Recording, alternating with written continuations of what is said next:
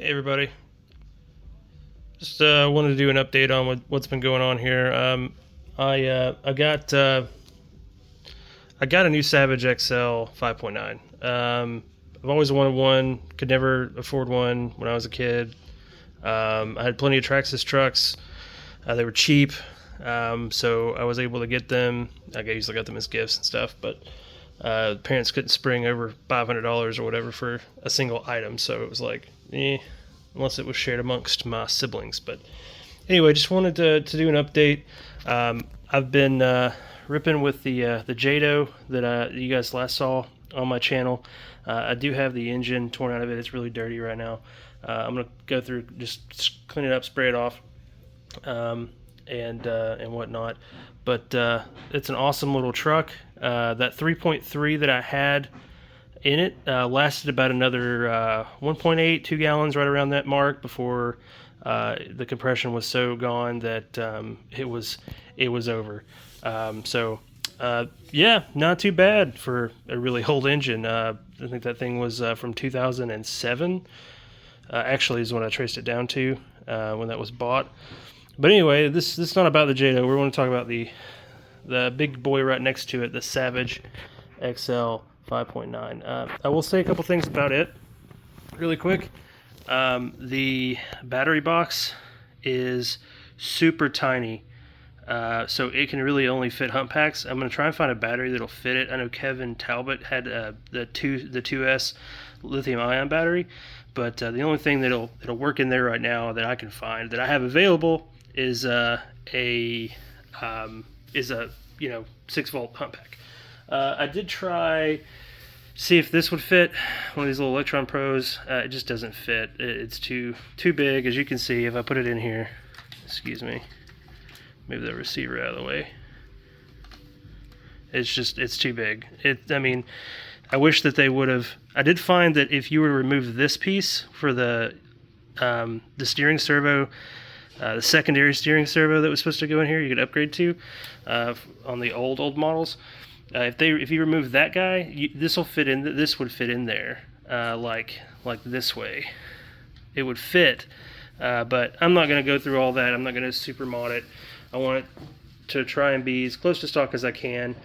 Obviously I'm going to go through and upgrade the differentials, put the flux diffs in, but that's later on down the road. I want to see how these do. I want to see how these hold up that are in here. I don't bash these things super hard. I do run them around the yard. I might take them off occasional jump, but it's really more for just something to tinker with, and I like messing around with the engines and stuff. And I love to hear the RC cars, the little nitro motor scream. So I guess back talking about motors, let's move back to this guy.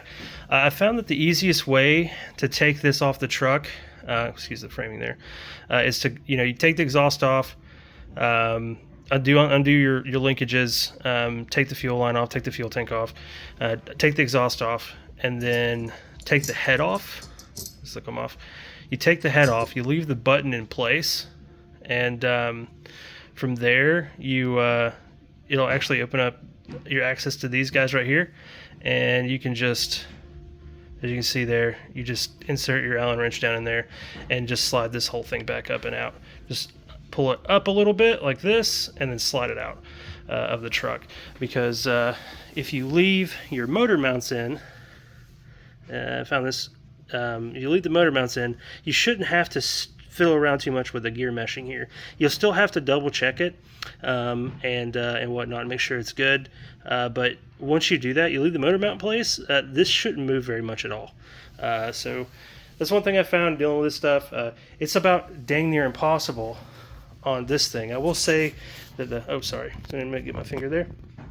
The motor mount on the Revo, this is a focus.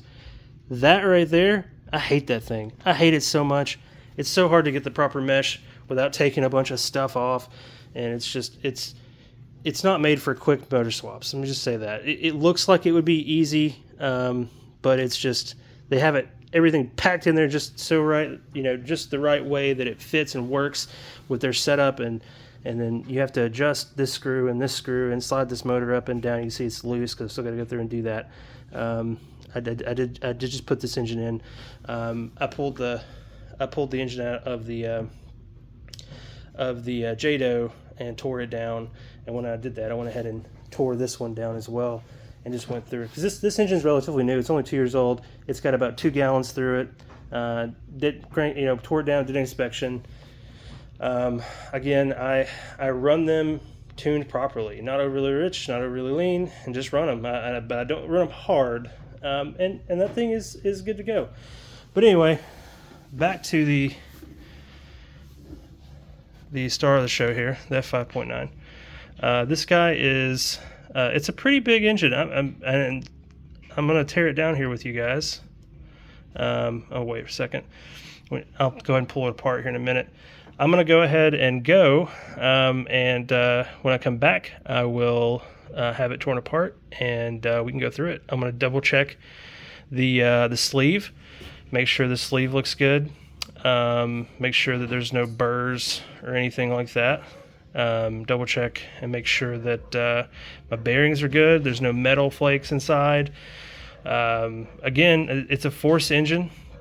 I know I've never owned, at least that I know of. I don't know who makes the Traxxas motors. I don't know if it's SH or Force, or Traxxas has their own plant in Taiwan that makes them. I have no idea, but I've assumed they're probably either Force or SH.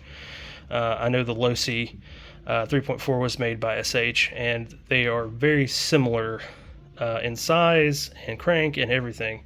Just minor modifications. So I assume that they're made by SH, but the Traxxas 3.3s. But this is made by Force. Again, the first one I've ever had. So I'm going to go through it, and once I get it apart here, I'll bring you guys back. All right, guys, so I'm back. I wanted to look at the clutch here. This is the standard factory clutch that comes with it out of the box. And honestly, standard 3-shoe aluminum clutch. I mean, nothing to write home about. But yeah, I mean, as far as I can tell, it shouldn't have any issues. I will say that it came with these clutch bearings, or these the clutch bell bearings. These right here are the rubber. These are rubber sealed, and I don't know how well they're gonna last. We'll run them and see, and I don't know. We'll see. Typically, those are going to be metal caged. So, but that's how it comes from the factory on this particular engine. But yeah, you can see it's just painted. Nice HPI logo. Anyway, once I get this back plate off, I'll bring you guys back, and we'll look at the roto start. We'll look back there. All right. See you guys in a sec. All right. And we're back. So I wanted to go over this rotostart. This rotostart is actually really cool.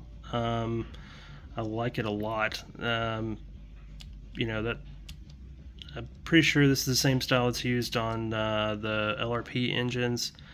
It's got like the dog bones that go in there. It's going to be. I think it's going to work pretty good, honestly. And this is the one-way bearing that comes with it. Goes on like this right here. Goes on. Try to do this one-handed. Oh god, Lord help. Ugh. Sorry guys. This goes on like that.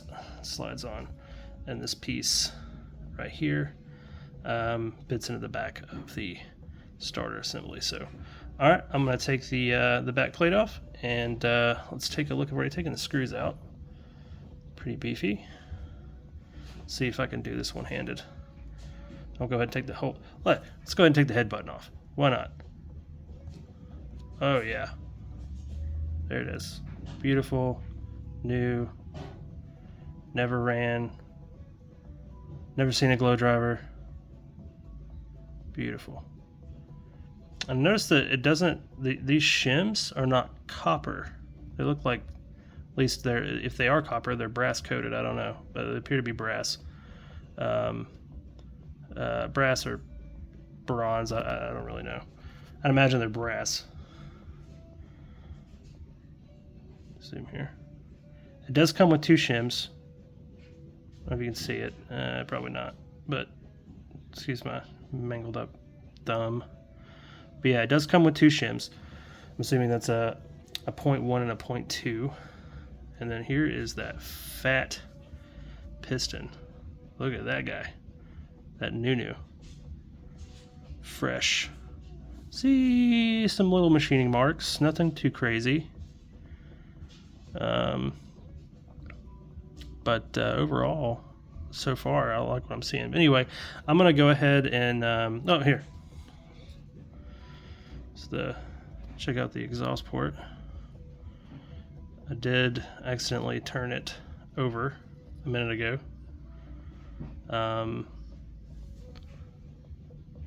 Looks like, honestly, if you wanted to mod this a little bit, you could. Look at that, the sleeve up in there. You could bring that up just a hair and get more top end out of this bad boy.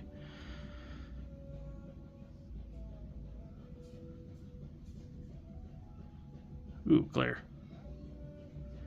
But yeah, look at that. You could definitely get a little more top end by taking, whoops, by taking a Dremel or file and going up in there. You can see the sleeve sticking down from in the crankcase there a little bit, and you can open that up a little bit. And what that's going to do, it's going to increase your top end. And by a little bit, I mean like a little bit. We're talking like maybe a millimeter, if that, half of. I would start with, if you're gonna modify it, I would go ahead and get you another sleeve and piston set and run that and just go through. Sorry, get somebody from Colorado calling me, and I am on PTO today, so I'm not answering. So like I was saying, you can get another piston sleeve set. They're not very expensive. I think they're like $70 or something, $70, $80. And you just go in there and take off maybe 0.15, 0.2 millimeters at a time. I mean, hairs. And then angle it down a little bit. You start in the middle, maybe 2 millimeters in width, and then taper the ends. And that will increase the top end on these bad boys, your RPM range. So look at that new. I did turn it over once on accident, so it's why that oil line's there. But it was tight. Anyway, I'll be back. I'm gonna take it apart. All right, guys. So I got the back plate off here. Took just a second, so you can see this is the. Let's let that lay over. You see, this is the way the back plate is designed. This guy catches the pin. I don't know how that's going to work. I assume it works fine, but yeah, I don't know. I guess that if this pin, so the way this kind of works, excuse the dog barking, guys. The kids are here, the babysitter and everything, but so this pin, when I took this off, was just laying down in the crank or the conrod groove in the crankcase, and I was like, ooh, that didn't look good. But then I realized that it actually slides right into the crankshaft right there, and that's how this engages. Which honestly, I mean, hey, that's cool. You can just easily put a back plate on. You don't have to mod the crank. Obviously, in this engine, in the Savage, you're not going to do that because you won't be able to start the engine. There's no access for a bump box. But that is tight. Holy crap.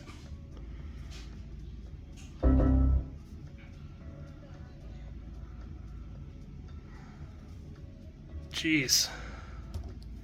Need to oil that before I put it back together. That sucker is tight.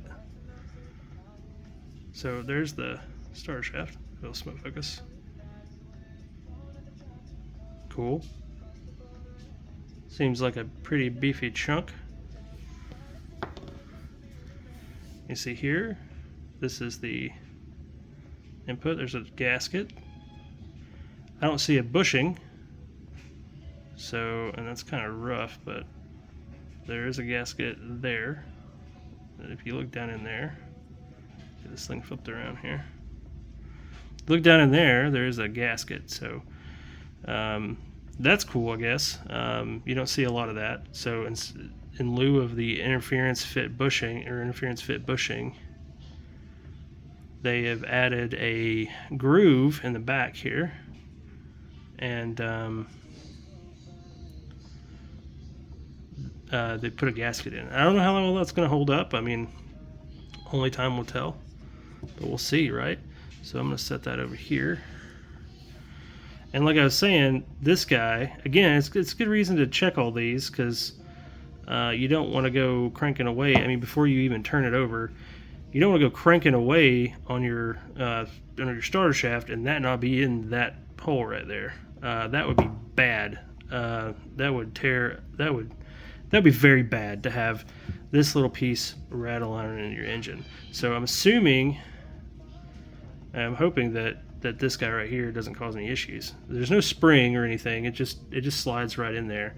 So I'm gonna go ahead and get the sleeve out, and we'll take a look at it, because that's really what I'm wanting to see. That's the whole reason I'm doing this. One, to check for stuff like that, make sure that's not gonna be just laying in the bottom of the engine,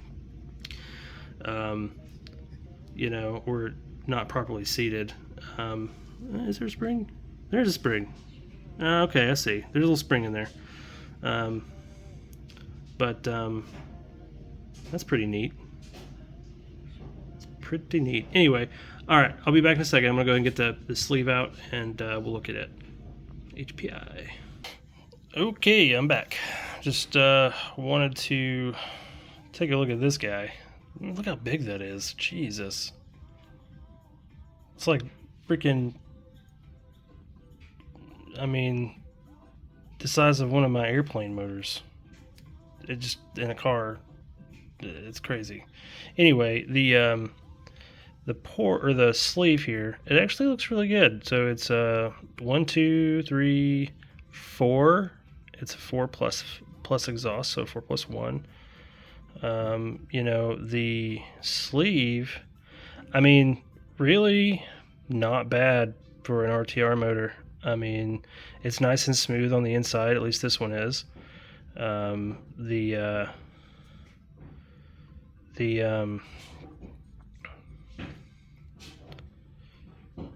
See right there, look at that. That's not bad at all.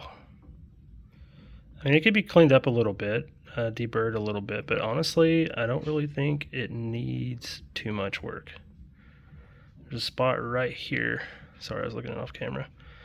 There's a spot right there. I think I just got it. There's a shaving. It was a shaving. See, again, that's why you always tear these apart. This random shaving was in there. That would have been bad. That would have been real bad. So I'll spray this down with some, just because I don't want any fine particulates, I'll spray this down with some non-chlorinated brake parts cleaner. But yeah, the actual sleeve itself, that feels really smooth. So yeah, that's nice. Oh yeah. So that looks really good. The chrome that's inside here, you guys can see, it looks pretty good. They did, I feel like, a pretty good job with this. Force apparently have this down. Like, it's not ugly and globby. I've seen some engines, you pull it out and there's like chrome that's all like non-uniform around here, and it just looks ugly. So yeah, so good job, Force. I'm excited about running this thing. I'm gonna spray that down, get back together. Anyway, here's the piston. Excuse the fingerprints. The piston and the connecting rod. Man, that is a beefy connecting rod. Yeah, okay. Of course, I've not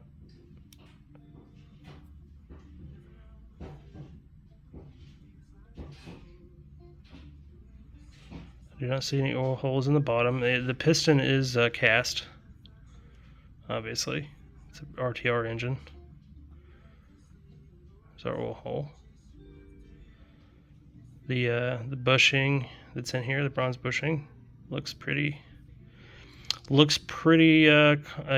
for an RTR engine, but I mean, nothing crazy here. Try and get that in frame. I mean, overall, it looks pretty good. Don't really see any scratches. It's got the 3, I think it's 3.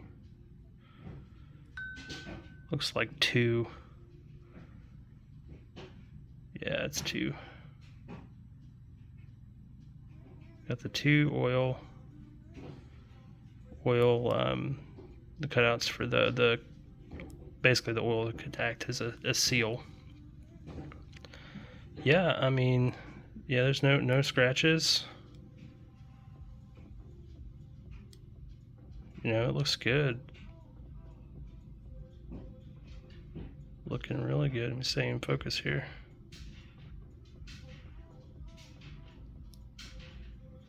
It's really good looking little piston. Sorry, I took today off from work and I'm still getting called, so I do certain things. See if I can get my finger out of the way, see if it'll focus. But yeah, that's it. And that's a pretty hefty, you know, little, it's beefy. You see the connecting rod. It's not knife edged or anything. It does have a little bevel right here, but that's nice and thick, and that's what we want. You know, in these RTR engines, you know, we're not racing. We don't want to swap out connecting rods every like gallon. Just because that's annoying. And this thing is beefy, so it should hold up pretty well. Well, only time will tell, right? But it's like the Traxxas engines. They shaved the connecting rod down so much that you pretty much are forced to replace them after every like 2 gallons or so, or else you get a lot of play. Not necessarily so much play. That's not really the big thing that's causing the failure. You know, the engine that I tore apart had it had 4 gallons through it. A little over 4. I'm going to say it's like right at 5, actually. That was out of the JADO. And that guy, the tolerances in between the connecting rod and the crankshaft were really good. That wasn't a problem. There's the older style connecting rod, but the newer style connecting rods, they have a giant gouge up the middle of the connecting rod, and I found that you know, that's the weak point. You'll split a connecting rod right down that cutout because it's just too much cutout. Like, you know, you see it's cut out right here. That's done to reduce the weight. But see, there's a gouge here. You see it tapers off and is almost nothing. Get my finger out of the way. It's very little. It's cut in a manner to, as it gets to the thinner part of the connecting rod, that it tapers, and that's okay. That'll be fine. I expect actually this connecting rod to last quite a while. But yeah, so there's a look at that guy.